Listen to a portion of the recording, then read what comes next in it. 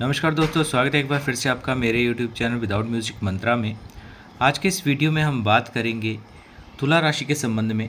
शनि जो बकरी हुए हैं 13 जुलाई को 27 नवंबर तक उसी अवस्था में रहने वाले हैं। इस विषय में बात करेंगे किस प्रकार के प्रभाव तुला राशि को आने वाले समय में देखने को मिल सकते हैं। चाहे आर्थिक पक्ष हो, अपने संबंधों की बात करें, नौकरी व्यवसाय की बात करें, किस प्रकार के हालातों का सामना करना पड़ सकता है। लेकिन उससे पहले एक छोटी सी रिक्वेस्ट कि यदि फर्स्ट टाइम आप हमारे इस चैनल पर आए हैं तो चैनल को सब्सक्राइब ज़रूर करें और वीडियो को फैमिली और फ्रेंड्स के साथ शेयर भी ज़रूर करें। तो चलिए बात करते हैं आज की वीडियो की। देखिए, सबसे पहले शनि जो हैं आपके जो ये बीच में जो जैसे 7 नंबर लिखा हुआ है, ये आपके तुला राशि है और आपके 6th हाउस में रोग ऋण शत्रु के भाव में आपके जो शनि हैं वो वक्री हो रहे हैं। देखिए, सबसे पहले वक्री शनि के बारे में जान लेते हैं। चाहे शनि की बात करें या अन्य ग्रहों की बात करें, देखिए एक इल्यूज़न पृथ्वी से देखने पर ग्रहों की स्थिति में ये परिवर्तन महसूस होता है कि शनि जो हैं या कोई भी ग्रह जो वक्री हो रहे हैं वो अपनी ही जो गति है उसमें या तो स्थिर हो गए हैं या मंद गति से चल रहे हैं।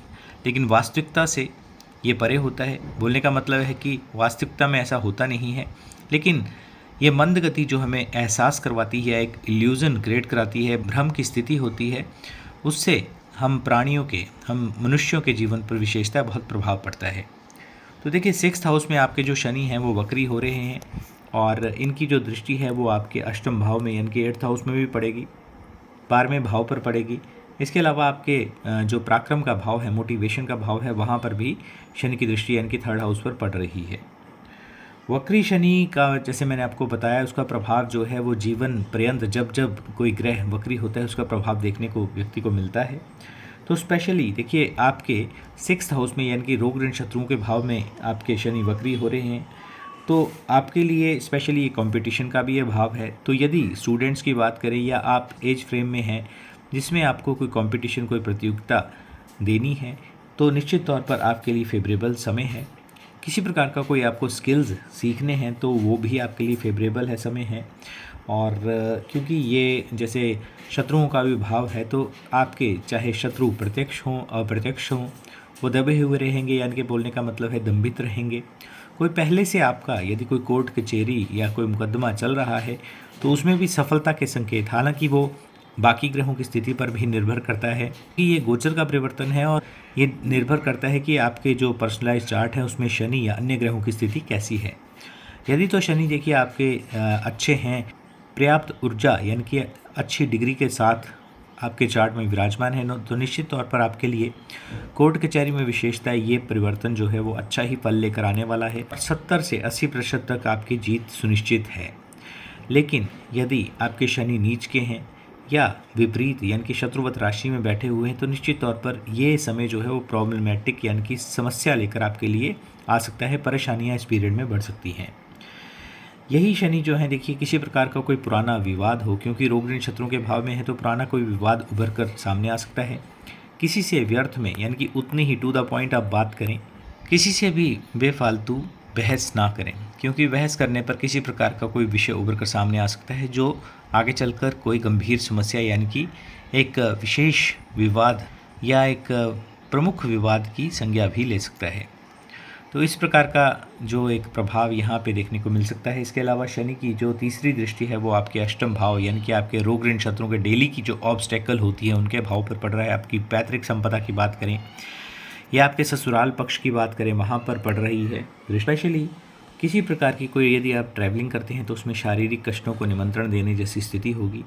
अपने पेट का यानी कि स्टमक का विशेष ध्यान रखें। खान पान से, तला भुना खाने से जो है वो बचें।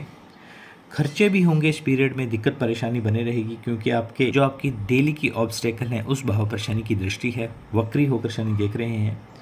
इसके अलावा आपके 4th हाउस और आपके 5th हाउस यानी कि आपके चतुर्थ और पंचम भाव के स्वामी भी शनि बनते हैं। तो निश्चित तौर पर आपके लिए स्पेशली और किसी प्रकार की इंट्यूशन भी इस समय में आपको हो सकती है। यदि आप स्टूडेंट हैं तो आप टेक्निकल हो गया, मेडिसिन हो गया, इस विषय की पढ़ाई यदि करते हैं तो आपके लिए बहुत फेवरेबल है। खर्चे की बात करें तो 12वें भाव पर यानी कि व्यय भाव पर भी शनि की दृष्टि है। तो स्पेशली टेक्नोलॉजी से रिलेटेड ऑनलाइन गेमिंग हो गया या किसी प्रकार की कोई दवाइयों यानी हॉस्पिटल पे भी खर्चा आपका इस पीरियड में यानी कि 13 जुलाई से लेकर 27 नवंबर के मध्य में हो सकता है। इसका विशेष आप ध्यान रखें। इसके अलावा देखिए, जैसे आपके 4th और 5th हाउस के स्वामी भी शनि बनते हैं, तो किसी प्रकार की प्रॉपर्टी में भी आप निवेश कर सकते हैं। और प्रॉपर्टी में निवेश करना आपके लिए ठीक है, लेकिन उससे पहले थोड़ी सी जांच पड़ताल भी आप कर लें कि जिस व्यक्ति के साथ आप डील कर रहे हैं क्या उनका व्यवहार सही है, क्योंकि इस पीरियड में अचानक धोखा या कोई षड्यंत्र के शिकार भी आप हो सकते हैं। बाकी अगेन वही बात है कि आपके पर्सनलाइज चार्ट में शनि की कैसी स्थिति है, ये उस पर भी निर्भर करता है। इसके अलावा योगा करें, नए स्किल्स सीखें, अपने जो भी एजुकेशन है उसको एनहेंस करने का प्रयास करें। कौन से ऐसे उपाय करने चाहिए जिससे ये समय और भी श्रेष्ठता से निकल जाए? तो देखिए, इस समय में यदि आप शनि के बीज मंत्र ओम प्राम प्रीम प्रॉम स शनिश्चराय नमः इस मंत्र का यदि जाप करते हैं निरंतर, तो आपके लिए ये समय बहुत ही श्रेष्ठता से शुभता लेकर ही आएगा। जो नेगेटिव प्रभाव हैं उनको कहीं ना कहीं यानी कि इम्पैक्ट को कम करेगा। और इसके अलावा देवी उपासना यदि आप करते हैं तो वो भी आपके लिए फेवरेबल ही रहने वाली है। हनुमान चालीसा का पाठ निरंतर करें, अपने आचार विचार और व्यवहार में शुद्धता बनाए रखें। दोस्तों, ये था एक छोटा सा वीडियो तुला राशि के संबंध में वक्र शनि का प्रभाव किस प्रकार का रहने वाला है। आई होप कि आपको वीडियो अच्छा लगा होगा। चैनल को सब्सक्राइब करें और वीडियो को फैमिली और फ्रेंड्स के साथ शेयर करना ना भूलें। धन्यवाद।